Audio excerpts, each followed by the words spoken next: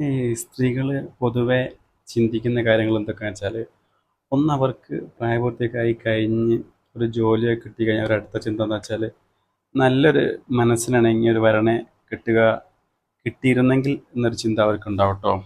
അഥവാ കിട്ടിക്കഴിഞ്ഞാൽ പിന്നെ അവരുടെ അടുത്ത ചിന്ത എന്ന് വെച്ചാൽ നല്ലൊരു ഒരു കുട്ടി ഉണ്ടായിരുന്നെങ്കിൽ, അങ്ങനൊരു ചിന്തയായിരിക്കും അവർക്ക് അടുത്തത്. അത് കഴിഞ്ഞാൽ അവിടെ അടുത്ത ചിന്ത എന്ന് വെച്ചാൽ അത്യാവശ്യം നല്ലൊരു ജോലിയൊക്കെ ഉള്ള ഒരു ഭർത്താവായിരുന്നെങ്കിൽ എന്നൊരു ചിന്തയാണ് അവർക്ക് അടുത്തത്. അവർ ചിന്തിക്കും.